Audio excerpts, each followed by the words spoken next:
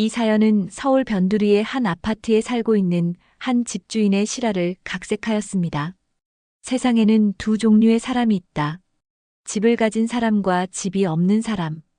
이영호는 전자에 속했다. 60년을 살아오면서 그가 얻은 가장 확실한 자산은 서울 변두리에 위치한 오래된 다세대 주택이었습니다. 그리 크지 않은 건물이지만 5가구가 살 수 있는 공간은 그에게 안정적인 노후를 약속해 주었죠. 어디 보자. 이영호는 낡은 장부를 펼치며 숫자를 확인합니다. 까슬까슬한 손가락이 종이 위를 천천히 훑쳤습니다. 눈이 점점 나빠지는 탓에 돋보기를 들이대야 했지만 숫자를 보는 눈만큼은 여전히 정확했습니다. 2, 30년간 은행에서 일했던 습관이 남아 있었던 거죠. 또 안 냈네. 그의 입에서 한숨이 새어나왔습니다. 장부에 빨간색으로 표시된 이름 하나. 최수연. 1층에 살고 있는 21살의 젊은 여자였습니다. 처음에는 매달 꼬박꼬박 월세를 냈지만 10달 전부터 미납이 시작되었습니다. 1달, 2달은 봐줄 수 있었습니다. 하지만 10달이라니. 이건 너무 심했습니다. 그만 참아야지. 이영호는 장부를 덮고 일어섰습니다. 오늘은 그녀를 만나 확실하게 이야기를 나눌 생각이었습니다. 나이가 들면서 관대해질 줄 알았는데 오히려 세상살이가 각박해질수록 그의 마음도 더 각박해지는 것 같았습니다. 젊은 시절의 상처들이 단단한 각질처럼 그의 마음을 감싸고 있었습니다. 거울을 들여다보니 주름진 얼굴이 보였습니다. 푸석한 흰머리를 손으로 쓸어 넘기며 이영호는 생각했습니다. 언제부터 이렇게 됐지? 그가 세입자들에게 엄격해진 것은 아마도 아내가 떠난 후부터였을 겁니다. 10년 전 그녀는 암으로 세상을 떠났고 그 후 이영호의 삶은 숫자와 규칙으로 가득 찬 단조로운 일상이 되었습니다. 밖은 초여름의 햇살이 내리쬐고 있었습니다. 이영호는 천천히 계단을 내려가 1층으로 향했습니다. 목적지는 건물 맨 끝에 있는 작은 원룸이었습니다. 문 앞에 서서 잠시 망설이다가 그는 조심스럽게 노크를 했습니다. 누구세요? 안에서 조심스러운 목소리가 들렸습니다. 이영호는 목을 가다듬었습니다. 집주인인데 잠깐 이야기 좀 할 수 있을까? 문이 천천히 열렸습니다. 창백한 얼굴의 젊은 여자가 문틈으로 얼굴을 내밀었습니다. 긴 머리카락이 지친 얼굴을 반쯤 가리고 있었지만 그 아래로 보이는 눈빛은 맑고 또렷했습니다. 아, 아저씨. 수연은 이영호를 알아보고 난처한 표정을 지었습니다. 이유는 뻔했죠. 죄송해요, 들어오세요. 좁은 원룸은 의외로 깔끔했습니다. 물건은 많지 않았지만 있는 것들은 정갈하게 정리되어 있었습니다. 구석에는 접어놓은 이불이 보였고 작은 테이블 위에는 책 몇 권과 노트북이 놓여 있었습니다. 요리를 할 수 있는 작은 공간에는 쌀통 하나와 몇 개의 그릇만이 있을 뿐이었습니다. 앉으세요. 수연이 유일한 의자를 가리켰고 이영호는 고개를 저었습니다. 괜찮아, 오래 있을 거 아니니까. 그의 말에 수연의 얼굴이 굳어졌습니다. 무슨 일로 왔는지 이미 알고 있었던 모양이었습니다. 월세 때문에 오신 거죠? 그녀가 조용히 물었습니다. 이영호는 고개를 끄덕였습니다. 10달이나 밀렸어. 더 이상 기다리기 어려워. 수연은 고개를 숙였습니다. 정말 죄송해요. 제가 곧 돈을 마련할 거예요. 조금만 더 기다려주시면. 매번 그런 말만 하잖아. 이영호의 목소리가 점점 높아졌습니다. 10달이면 돈이 얼마인지 알아? 내가 자선사업가는 아니야. 수연의 눈에 눈물이 고였습니다. 창가로 비치는 햇살에 그 투명한 방울이 빛나고 있었죠. 이영호는 가슴 한구석이 찌르르하게 아파왔지만 표정을 굳게 유지했습니다. 나이가 들수록 감정은 숨기고 사는 법을 배웠으니까요. 어머니가 아프셔서요. 수연의 떨리는 목소리가 좁은 방 안을 채웠습니다. 이영호는 눈썹을 찌푸렸습니다. 이런 상황에서 흔히 듣는 변명 중 하나였습니다. 하지만 수연의 눈빛에는 거짓이 없어 보였습니다. 지금은 병원에 계세요. 암이 많이 진행됐대요. 치료비가 너무 많이 나와서. 이영호는 암이라는 단어에 순간 굳어졌습니다. 아내가 떠난 이유도 그것이었으니까요. 폐암 말기였습니다. 그때의 고통스러운 기억들이 물밀듯이 밀려왔지만 이영호는 빠르게 감정을 추스렸습니다. 그래도 계약은 계약이야. 내 입장도 이해해줘. 이대로 가다간 내가 파산하는 수가 있어. 수연은 천천히 고개를 들었습니다. 제가 지금 카페에서 아르바이트하고 있어요. 그리고 밤에는 편의점에서도 일해요. 조금만 더 시간을 주시면. 시간? 이영호가 비웃듯 내뱉었습니다. 법적으로 이미 충분히 기다렸어. 다른 집주인이었으면 벌써 퇴거 조치를 했을 거야. 좁은 원룸에 무거운 침묵이 내려앉았습니다. 수연은 잠시 생각에 잠긴 듯 했습니다. 그러다 갑자기 일어나 작은 서랍장으로 향했습니다. 그녀는 무언가를 꺼내들고 돌아왔습니다. 이거, 어머니의 유품이에요. 제가 가진 것 중에 가장 소중한 물건인데. 수연의 손바닥 위에는 오래된 반지 하나가 놓여 있었습니다. 단순한 디자인의 은반지였지만 가운데에는 작은 청록색 보석이 박혀 있었습니다. 빛에 따라 색이 미묘하게 변하는 것이 마치 바다의 색깔을 담은 듯 했습니다. 이걸 담보로 잡아주세요. 꼭 돈을 마련해서 되찾을게요. 이영호는 무심코 반지를 받아들었습니다. 그러자 갑자기 이상한 감각이 온몸을 휩쓸었습니다. 낯설지만 어딘가 익숙한 묘한 감각이었습니다. 그는 반지를 자세히 살펴보았습니다. 반지 안쪽에 희미하게 새겨진 글자가 눈에 들어왔습니다.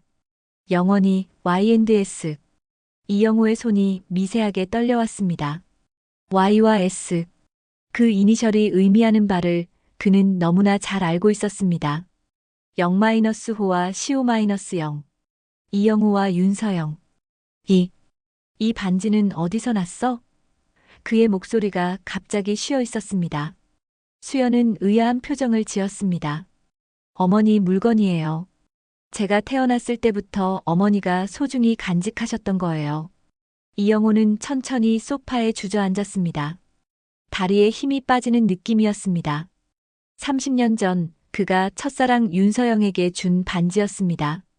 그들은 결혼을 약속했었죠. 하지만 이영호의 부모님이 극구 반대했고 결국 그는 서영을 떠나 부모님이 정해준 다른 여자와 결혼했습니다. 그때 서영은 이 반지를 돌려주려 했지만 이영호는 그녀에게 간직하라고 했었습니다. 어머니 이름이. 어머니? 이영호의 입에서 떨리는 목소리가 흘러나왔습니다. 윤서영이요. 왜 그러세요? 그 순간 이영호의 세계가 무너져 내렸습니다. 그의 눈앞에 있는 이 젊은 여자는 자신과 서영 사이에서 태어난 딸일지도 모른다는 생각이 번개처럼 그의 머릿속을 스쳤습니다. 서영이 임신 사실을 알리기도 전에 그는 그녀를 떠났고 그 후로 한 번도 연락하지 않았습니다. 내 어머니, 아버지는? 수연의 눈빛이 어두워졌습니다. 어머니는 제가 아버지에 대해 물어볼 때마다 먼 곳으로 떠난 분이라고만 말씀하셨어요. 어릴 때는 궁금했지만 지금은 그냥 어머니 혼자서 저를 키우신 게 감사할 뿐이에요. 이영호의 입술이 바짝 말랐습니다. 세월의 무게가 순식간에 그를 덮쳤습니다. 자신이 버린 여자가 홀로 아이를 키웠다. 그리고 그 아이가 지금 자신에게 밀린 월세를 갚지 못해 애원하고 있다니. 인생의 아이러니가 이보다 더 잔인할 수 있을까요? 괜찮으세요? 수연이 걱정스러운 표정으로 물었습니다. 이영호는 그제야 자신의 얼굴이 창백해졌다는 것을 깨달았습니다. 아, 괜찮아. 그는 억지로 미소를 지었습니다. 그냥 갑자기 어지러워서. 반지를 꼭 쥔 채 이영호는 생각에 잠겼습니다. 이 상황을 어떻게 받아들여야 할지, 무엇을 해야 할지 막막했습니다. 오랫동안 묻어두었던 과거의 죄책감이 거대한 파도처럼 그를 덮쳤습니다. 물 한 잔 드릴까요? 수연의 다정한 목소리에 이영호는 정신을 차렸습니다. 그는 손에 쥔 반지를 바라보았습니다. 청록색 보석이 그를 비난하는 눈빛 같았습니다. 젊은 시절의 실수가 인생의 가을에 이렇게 그를 찾아올 줄은 몰랐습니다. 아니, 괜찮아. 이영호는 반지를 수연에게 돌려주었습니다. 그의 손이 여전히 떨리고 있었죠. 이런 건 받을 수 없어. 수연의 얼굴에 당혹감이 스쳤습니다. 그럼 월세는 어떻게? 그건 좀 더 기다려줄게. 이영호는 자신의 말이 믿기지 않았습니다. 평소에 그라면 절대 하지 않았을 말이었으니까요. 내 사정이 좀 나아질 때까지. 수연의 눈이 커졌습니다. 기대하지 않았던 호의에 그녀는 어떻게 반응해야 할지 몰라 했습니다. 정말요? 어째서? 이영호는 천천히 일어섰습니다. 방 안의 공기가 갑자기 무거워진 듯 했습니다. 그냥 내 어머니 이야기를 듣고 생각이 좀 바뀌었어. 나도 아내를 암으로 잃었거든. 그는 더 이상 이 방에 있을 수 없다고 느꼈습니다. 수연의 얼굴을 볼 때마다 윤서영의 모습이 오버랩되었습니다. 특히 눈매가 그랬습니다. 그 맑고 투명한 눈동자는 분명 서영의 것이었죠. 그럼 나중에 또 볼게. 이영호는 서둘러 문을 향해 걸어갔습니다. 잠깐만요. 수연이 그를 불러세웠습니다. 정말 감사합니다. 꼭 갚을게요. 약속할게요. 이영호는 뒤돌아보지 않고 고개만 끄덕였습니다. 그리고 문을 열고 빠르게 밖으로 나왔습니다. 초여름의 따뜻한 햇살이 그의 얼굴을 비추었지만 마음속은 겨울처럼 차갑고 어두웠습니다. 자신의 집으로 돌아와 문을 닫자마자 이영호는 벽에 등을 기댄 채 천천히 바닥으로 미끄러졌습니다. 숨이 가빴습니다. 마치 오랫동안 달려온 사람처럼 말이죠. 그는 떨리는 손으로 전화기를 집어들었습니다. 오랫동안 누르지 않았던 번호를 눌렀습니다. 여보세요? 전화 너머로 익숙한 목소리가 들렸습니다. 정연아, 나야. 이영호의 목소리는 쉬어 있었습니다. 정연은 그의 동생이자 유일한 가족이었습니다. 오빠, 웬일이야? 무슨 일 있어? 이영호는 잠시 말을 잇지 못했습니다. 어디서부터 이야기해야 할지 막막했습니다. 혹시 윤서영이라는 사람 기억해? 전화기 너머로 잠시 침묵이 흘렀습니다. 오빠가 대학 때 만났던 그 여자, 당연히 기억하지. 오빠가 그렇게 사랑했던 사람인데. 그 사람, 소식 들은 적 있어? 아니, 오빠가 결혼하고 나서는 전혀. 왜 갑자기 그 사람 얘기를 하는 거야? 이영호는 깊은 한숨을 내쉬었습니다. 내가 큰 실수를 한 것 같아. 그는 동생에게 모든 것을 털어놓았습니다. 수연에 대한 이야기, 반지에 대한 이야기, 그리고 자신의 의심에 대한 이야기까지. 정연은 그의 말을 끝까지 들었습니다. 확실한 건 아니잖아, 오빠. 정연의 목소리가 조심스러웠습니다. 그냥 우연의 일치일 수도 있어. 아니야. 그 반지는 내가 서영이에게 준 거야. 특별 제작한 거라 세상에 단 하나뿐이야. 그리고 안쪽에 새겨진 이니셜도 봤어. 그렇다면 정연의 목소리가 떨렸습니다. 오빠가 그 아이의 아버지일 가능성이. 그래. 이영호는 눈을 감았습니다. 내가 모르는 사이에 내 딸이 자라고 있었던 거야. 그리고 난 그 아이에게 월세를 독촉하고 있었어. 전화기 너머로 정연의 한숨소리가 들렸습니다. 오빠, 어떻게 할 거야? 좋은 질문이었습니다. 이영호도 자신이 어떻게 해야 할지 알 수 없었습니다. 갑자기 나타나 나는 내 아버지다라고 말할 수는 없었습니다. 수연은 이미 충분히 힘든 상황에 처해 있었고, 이런 사실이 그녀에게 도움이 될지도 의문이었습니다. 모르겠어. 이영호는 솔직하게 대답했습니다. 일단은 지켜볼 생각이야. 그리고 할 수 있는 한 도와주려고. 현명한 선택인 것 같아. 정연이 말했습니다. 너무 서두르지 마. 그리고 필요하면 언제든 나한테 연락해. 통화를 마친 후 이영호는 오랫동안 같은 자리에 앉아 있었습니다. 창밖으로 보이는 하늘은 점점 어두워지고 있었습니다. 마치 그의 마음처럼 말이죠. 하지만 그 어둠 속에서도 작은 별들이 빛나기 시작했습니다. 이영호는 천천히 일어나 오래된 서랍장으로 향했습니다. 가장 아래 칸, 누구에게도 보여준 적 없는 비밀 공간을 열었습니다. 그곳에는 오래된 사진 한 장이 고이 보관되어 있었습니다. 젊은 시절의 그와 윤서영이 함께 찍은 사진이었습니다. 서영의 환한 미소가 시간을 뛰어넘어 그를 바라보고 있었습니다. 미안해. 이영호의 입에서 작은 속삭임이 새어나왔습니다. 늦었지만 그는 이제라도 자신의 실수를 조금이나마 바로잡고 싶었습니다. 다음 날 아침, 이영호는 일찍 일어났습니다. 밤새 제대로 잠을 이루지 못했기에 눈 밑에는 짙은 그늘이 드리워져 있었죠. 거울에 비친 자신의 모습이 낯설게 느껴졌습니다. 60년을 살아오면서 그가 쌓아올린 삶이 마치 모래성처럼 허물어지는 기분이었습니다. 커피를 한 잔 마시며 이영호는 창밖을 바라보았습니다. 수연이 살고 있는 1층 창문이 보였습니다. 커튼이 쳐져 있었지만 희미한 불빛이 새어나오는 것으로 보아 그녀가 이미 일어나 있다는 것을 알 수 있었습니다. 무엇부터 시작해야 할까? 이영호는 생각에 잠겼습니다.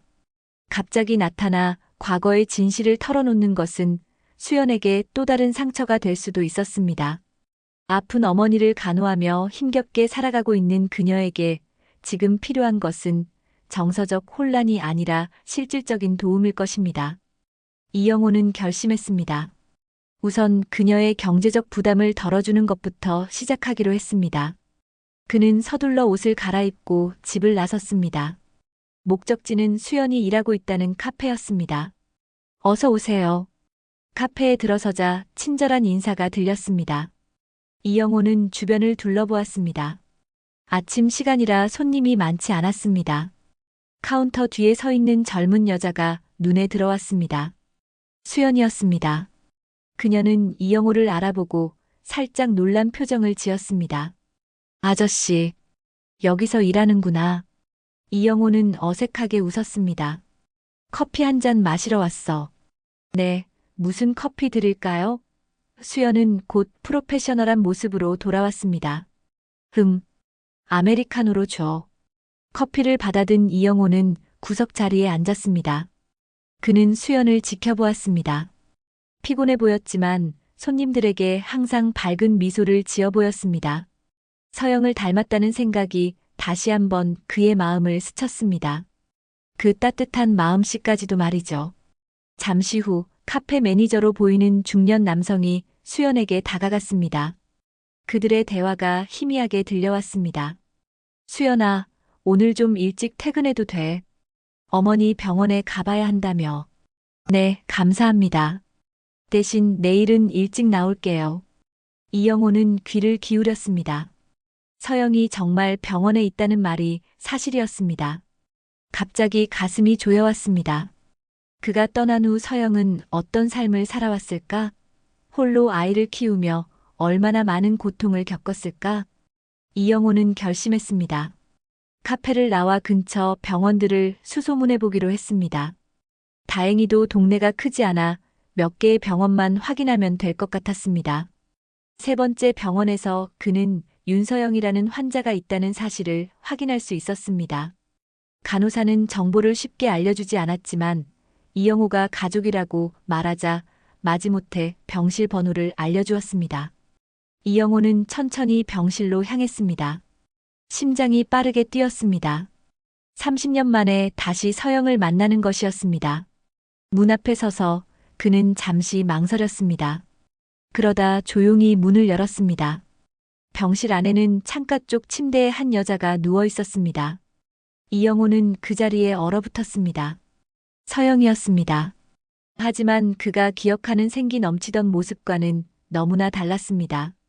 창백한 얼굴에 깊게 패인 주름, 그리고 항암 치료로 인해 빠진 머리카락. 서영은 잠들어 있었습니다. 이영호는 조용히 침대 곁으로 다가갔습니다. 창밖으로 비치는 햇살이 서영의 얼굴을 비추고 있었습니다. 여전히 아름다웠습니다. 세월의 흔적이 깊게 남아 있었지만 그녀의 고요한 미소는 여전했습니다. 서영아. 이영호는 작게 속삭였습니다. 그때 서영의 눈꺼풀이 천천히 움직였습니다. 그녀는 눈을 떴고 이영호와 시선이 마주쳤습니다. 처음에는 혼란스러운 표정이었지만 곧 놀라움으로 바뀌었습니다. 영호 씨. 그녀의 목소리는 희미했지만 분명했습니다. 이영호는 무슨 말을 해야 할지 몰랐습니다. 사과, 설명, 변명, 어떤 말도 이 상황에 적합하지 않을 것 같았습니다. 어떻게 여기에? 서영이 물었습니다. 수연이를 통해 알게 됐어. 이영호는 솔직하게 대답했습니다. 그 애가 내 건물에 살고 있었어. 서영의 눈에 놀라움이 깃들었습니다. 그런 우연히 반지를 봤어. 이영호는 조심스럽게 말을 이었습니다. 내가 너에게 줬던. 서영은 천천히 고개를 돌려 창밖을 바라보았습니다. 그녀의 눈에 눈물이 고였습니다. 그래서 알게 된 거군요. 수연이는 내 딸이야? 이영호는 떨리는 목소리로 물었습니다. 서영은 대답 대신 천천히 고개를 끄덕였습니다. 그 작은 움직임이 이영호의 세계를 완전히 뒤흔들어 놓았습니다.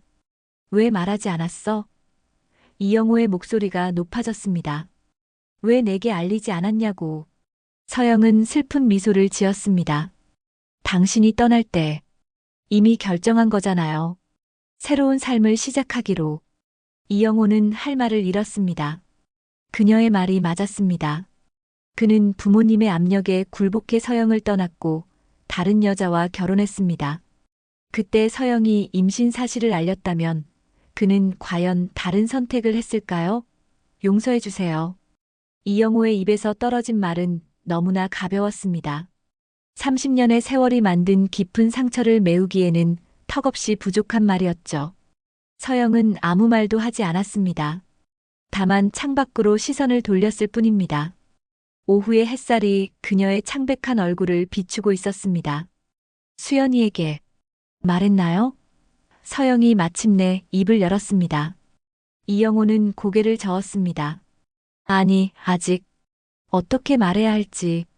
말하지 마세요. 서영의 목소리는 단호했습니다. 수연이는 이미 충분히 힘든 시간을 보내고 있어요. 이런 사실까지 알게 된다면. 이영호는 이해한다는 듯 고개를 끄덕였습니다. 서영의 생각이 옳았습니다. 지금 수연에게 필요한 것은 갑작스러운 진실이 아니라 안정이었습니다. 얼마나 오래됐어? 이영호는 조심스럽게 물었습니다. 서영의 병에 대한 질문이었습니다. 서영은 쓸쓸하게 웃었습니다. 1년 정도. 처음에는 별것 아니라고 생각했어요. 평소보다 조금 피곤하고 가끔 어지러운 정도였으니까. 하지만 많이 진행됐어? 이영호의 목소리가 떨렸습니다. 서영은 잠시 침묵했습니다. 그 침묵 자체가 대답이었습니다. 의사는 시간이 얼마 남지 않았다고 해요. 1달, 길어야 2달. 이영호는 숨이 막히는 듯 했습니다. 세상이 갑자기 좁아지는 느낌이었습니다. 그는 서영의 손을 잡고 싶었지만 그럴 자격이 있는지 확신할 수 없었습니다. 수연이는 잘 지내고 있어요? 서영이 물었습니다.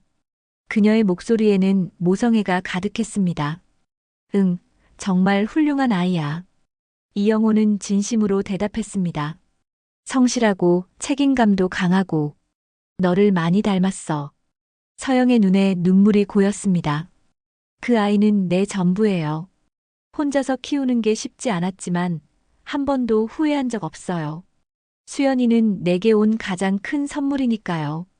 이영호는 가슴이 찢어지는 듯한 고통을 느꼈습니다. 그가 함께 했어야 할 시간들, 함께 나눴어야 할 기쁨과 슬픔들.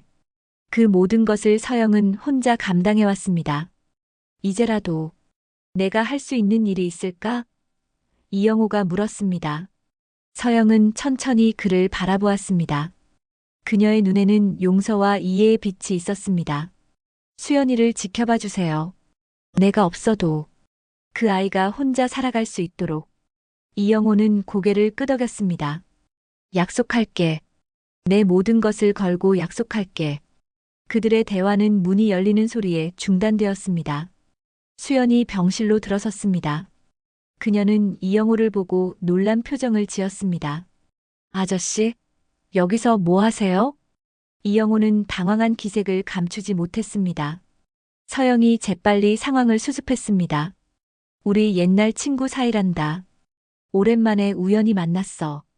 수연의 눈이 커졌습니다. 정말요? 어머니 친구셨어요?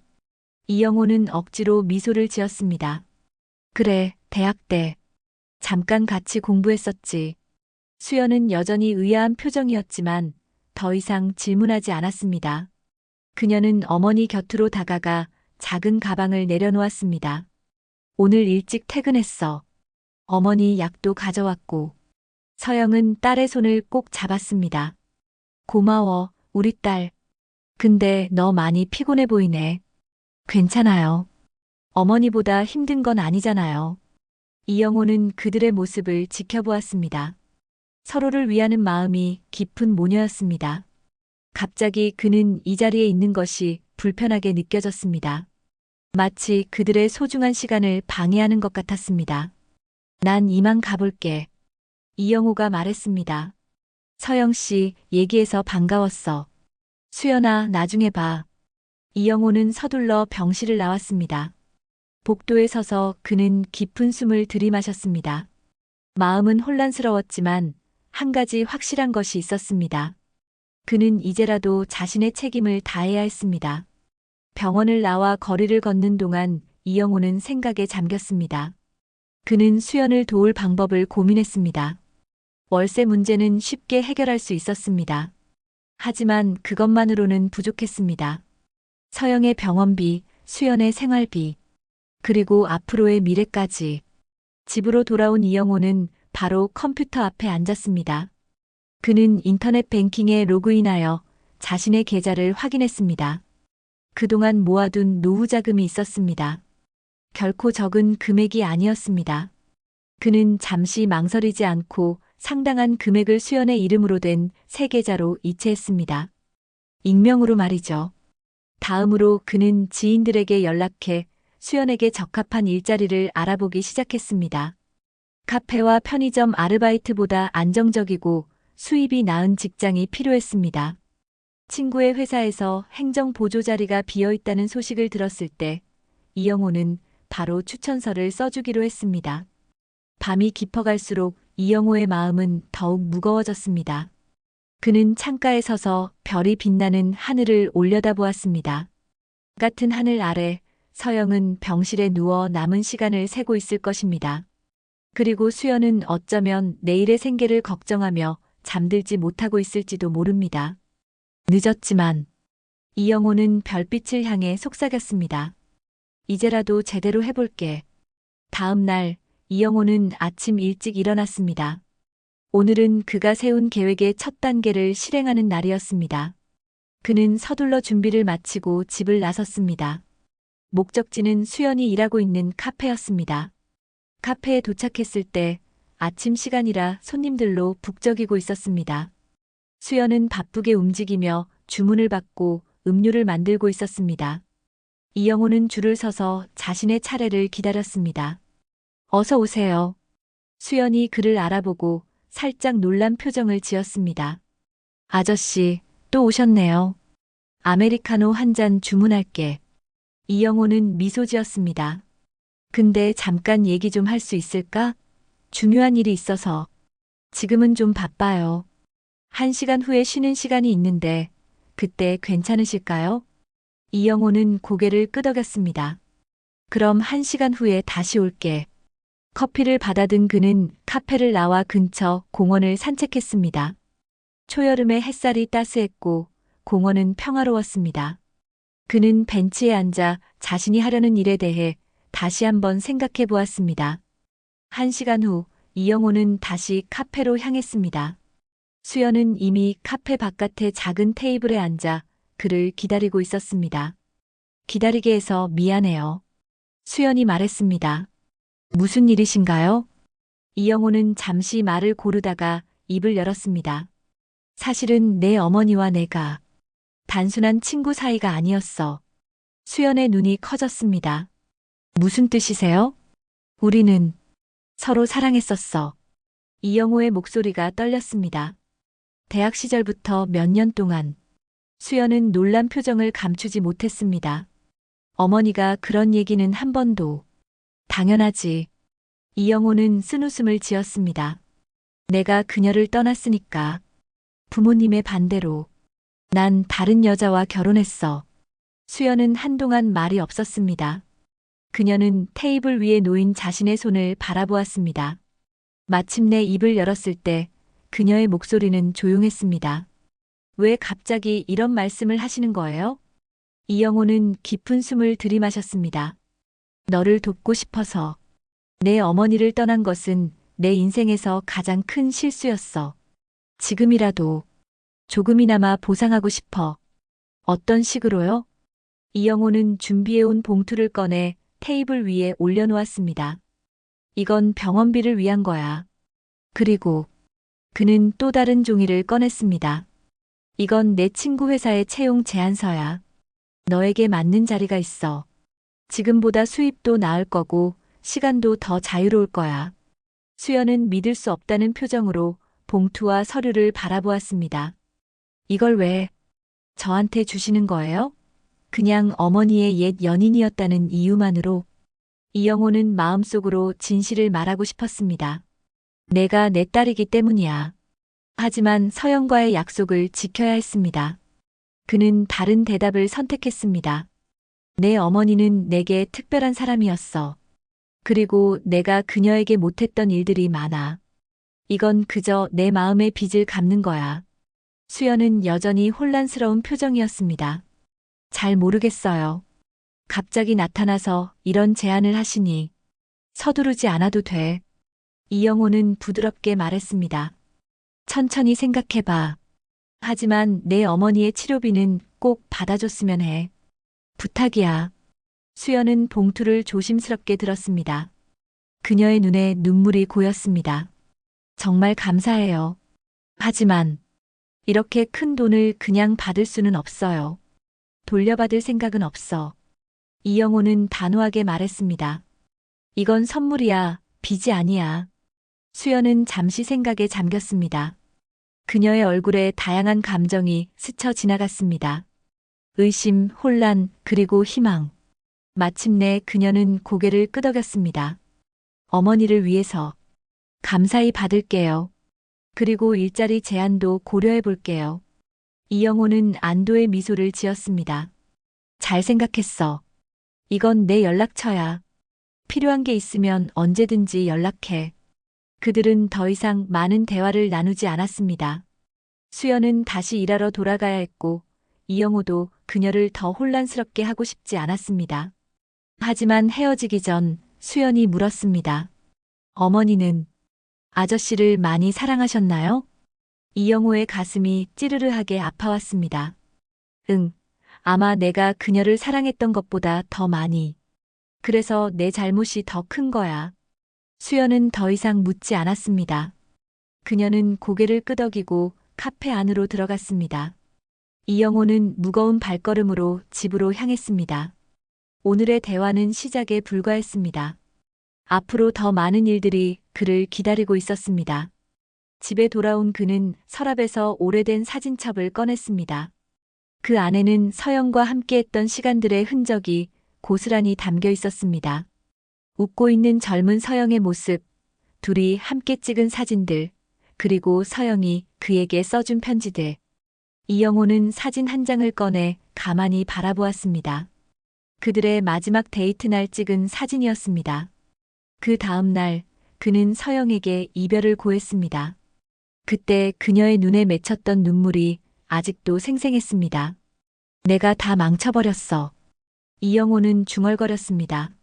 하지만 이제는 후회만 할 때가 아니었습니다. 그는 행동으로 보여주어야 했습니다. 이영호는 전화기를 들어 변호사에게 연락했습니다. 그는 자신의 재산 일부를 수연의 이름으로 된 신탁계좌에 이전하는 절차를 밟기로 했습니다. 딸에게 자신의 존재를 밝히지 않더라도 적어도 경제적으로는 도움을 줄 수 있었습니다. 일주일이 흘렀습니다. 이영호는 매일 병원을 찾아 서영을 만났습니다. 대부분 수연이 일하러 간 시간을 골라 방문했지만 가끔은 모녀가 함께 있을 때도 있었습니다.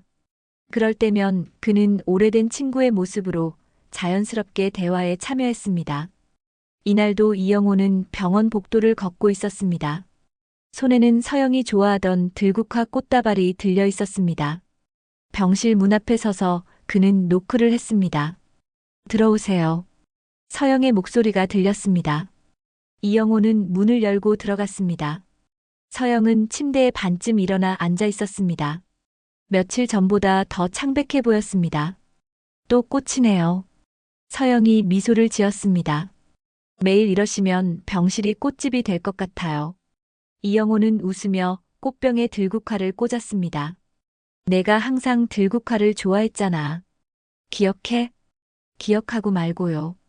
서영의 눈이 먼 추억으로 빛났습니다.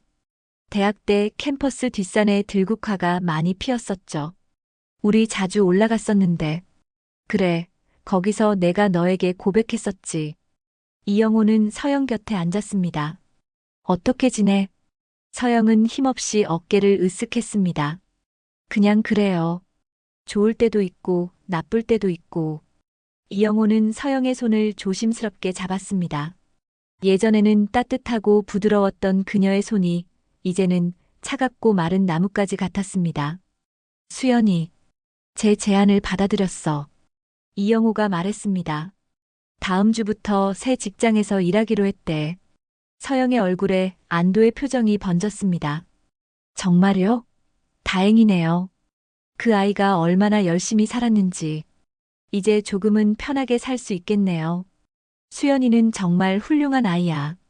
내가 잘 키웠어. 이영호는 진심으로 말했습니다. 서영의 눈에 눈물이 맺혔습니다. 혼자서 키우는 게 쉽지 않았어요. 하지만 한 번도 후회한 적은 없어요. 수연이는 내 전부니까요. 이영호는 괴로움을 느꼈습니다. 그는 그 힘든 시간들을 함께하지 못했습니다. 서영이 홀로 감당했던 고통과 외로움을 생각하니 가슴이 아팠습니다. 미안해, 서영아. 정말 미안해. 이영호의 목소리가 떨렸습니다. 서영은 고개를 저었습니다. 이제 와서 미안하다는 말은 의미가 없어요. 우리 모두 각자의 선택을 했고 그 결과를 살아온 거니까요. 그래도 내가 옳은 선택을 했더라면 후회해도 돌아오지 않는 게 시간이죠. 서영이 부드럽게 말했습니다. 지나간 일은 잊어요. 지금 수연이를 돕고 있는 것만으로도 충분해요. 이영호는 서영의 얼굴을 가만히 바라보았습니다. 세월의 흔적이 깊게 패인 그녀의 얼굴에도 여전히 젊은 시절의 아름다움이 남아 있었습니다. 특히 눈빛은 변함없이 맑고 따뜻했습니다. 기억해? 우리가 처음 만났던 날. 이영호가 문득 말했습니다. 서영의 입가에 미소가 번졌습니다. 도서관 책장 사이에서 우연히 부딪혔었죠. 당신이 들고 있던 책들이 다 바닥에 떨어졌었어요. 그래, 넌 내가 찾던 책을 정확히 알고 있었지. 놀라웠어. 우연의 일치였을 뿐이에요. 저도 같은 책을 찾고 있었으니까요. 그들은 잠시 옛 추억에 잠겼습니다. 젊은 시절의 순수했던 사랑, 함께 꿈꾸었던 미래, 그리고 갑작스러운 이별. 모든 것이 어제 일처럼 생생했습니다. 서영아. 이영호가 조심스럽게 입을 열었습니다. 수연이에게 진실을 말해주면 안 될까? 내가 그 아이의 아버지라는 걸. 서영은 단호하게 고개를 저었습니다. 안 돼요. 수연이는 지금까지 아버지 없이 잘 자랐어요. 이제 와서 갑자기 나타난 아버지가 필요하지 않아요. 그리고 그녀는 잠시 말을 멈추었다가 이어갔습니다. 내게 얼마 남지 않았다는 걸 알고 있잖아요. 내가 떠난 후에 수연이가 혼란스러워할 거예요. 이영호는 그녀의 말에 동의할 수밖에 없었습니다. 서영의 생각이 옳았습니다. 수연에게 갑작스러운 진실을 알리는 것은 오히려 더 큰 상처가 될 수도 있었습니다. 그래, 내 말이 맞아. 이영호는 한숨을 내쉬었습니다. 하지만 계속 그녀를 지켜볼게. 약속할게. 서영은 고마움의 표정으로 고개를 끄덕였습니다. 그것만으로도 충분해요. 그때 병실 문이 열렸습니다. 수연이 들어왔습니다. 그녀는 이영호를 보고 살짝 놀란 듯 했지만 곧 미소를 지었습니다. 아저씨, 또 오셨네요. 응, 내 어머니 상태가 어떤지 보러 왔지. 이영호는 자연스럽게 대답했습니다. 수연은 어머니 곁으로 다가가 그녀의 이마에 키스했습니다. 오늘 좀 어때요? 괜찮아, 우리 딸. 서영이 딸의 손을 잡았습니다. 오늘은 기분이 좋아. 이영호 씨가 옛날 이야기를 많이 해줬거든. 수연은 호기심 어린 눈으로 이영호를 바라보았습니다. 어떤 이야기요? 그냥. 이영호는 미소를 지었습니다. 우리가 젊었을 때 이야기. 별것 아니야. 아저씨, 그 일자리 제안 정말 감사해요. 수연이 갑자기 말했습니다. 면접도 잘 받고 다음 주부터 일하기로 했어요. 이영호는 기쁜 마음으로 고개를 끄덕였습니다. 잘 됐구나. 열심히 하면 좋은 결과가 있을 거야. 세 사람은 한동안 담소를 나누었습니다. 병실 안에는 따뜻한 분위기가 감돌았습니다. 이영호는 이 순간이 얼마나 소중한지 깨달았습니다. 그는 30년이라는 시간을 잃었지만 지금이라도 함께할 수 있다는 것에 감사했습니다. 한 달이 지났습니다. 이영호는 병원 복도를 걸으며 무거운 발걸음을 내디뎠습니다. 지난 며칠간 서영의 상태가 급격히 나빠졌다는 소식을 들었습니다. 의사는 더 이상 할 수 있는 일이 없다고 했습니다. 이제는 시간 문제였죠. 병실 문 앞에 서서 이영호는 깊은 숨을 들이마셨습니다. 그리고 조용히 문을 열었습니다. 병실 안에는 침대 곁에 앉아 있는 수연의 모습이 보였습니다. 그녀는 어머니의 손을 꼭 잡고 있었습니다. 수연아. 이영호가 조용히 불렀습니다. 수연은 고개를 들었습니다. 그녀의 눈은 붉게 충혈되어 있었고 얼굴은 피로로 지쳐 보였습니다. 아저씨. 이영호는 침대 쪽으로 다가갔습니다. 서영은 눈을 감고 있었습니다. 그녀의 호흡은 얕고 불규칙했습니다. 창백한 얼굴은 마치 하얀 도자기처럼 보였습니다. 어제부터 의식이 없어요. 수연이 떨리는 목소리로 말했습니다. 의사 선생님은 오래 못 간다고. 이영호는 수연의 어깨를 부드럽게 감쌌습니다. 많이 힘들었겠구나. 어머니가 돌아가시면 저 혼자가 돼요. 수연의 목소리는 작았지만 그 안에 담긴 두려움은 컸습니다. 혼자가 아니야. 이영호는 단호하게 말했습니다. 내가 있잖아. 약속할게. 내가 혼자가 되게 하지 않을 거야. 수연은 이영호를 바라보았습니다. 그녀의 눈에는 의문과 감사함이 동시에 담겨 있었습니다. 왜 저한테 이렇게 잘해주세요? 정말로 어머니의 옛 친구라는 이유만으로. 이영호는 말을 고르는데 시간이 걸렸습니다. 진실을 말하고 싶은 충동이 강했지만 서영과의 약속을 지켜야 했습니다. 내 어머니는 내 인생에서 가장 중요한 사람 중 하나였어. 그리고 넌 그녀의 전부였지. 그러니 너도 나에게 소중한 사람이야.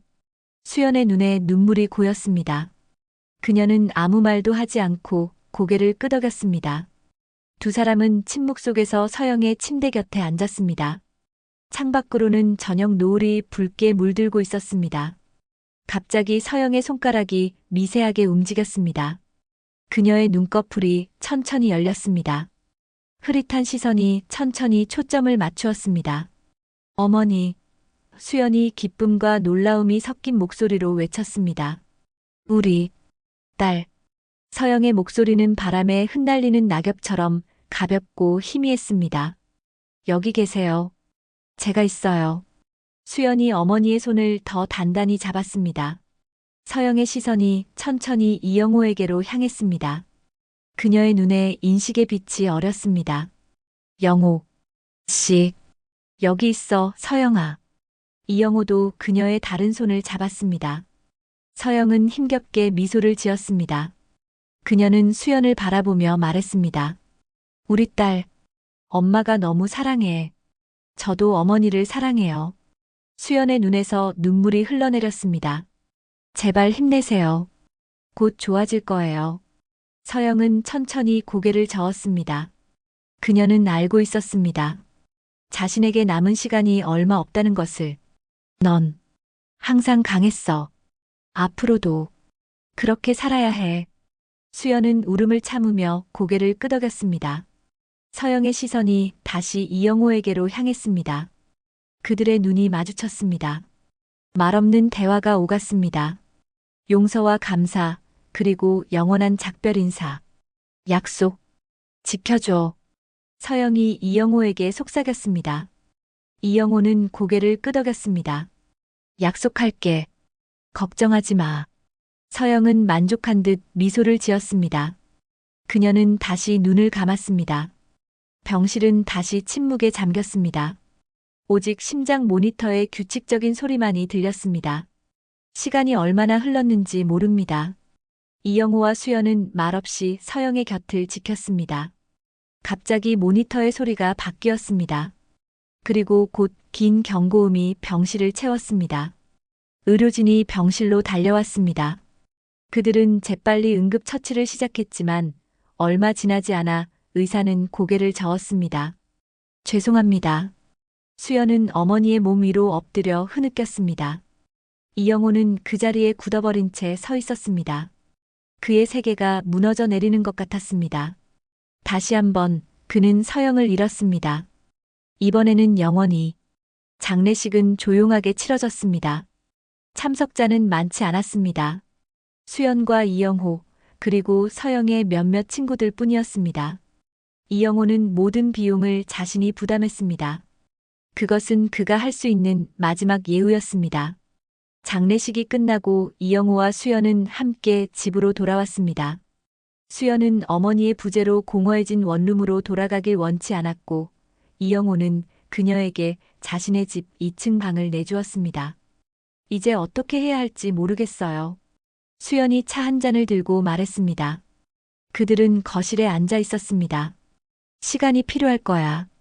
이영호는 부드럽게 말했습니다. 슬픔은 천천히 가라앉아. 완전히 사라지진 않겠지만 함께 살아가는 법을 배우게 될 거야. 수연은 조용히 고개를 끄덕였습니다. 어머니는 정말 아저씨를 많이 사랑하셨나 봐요.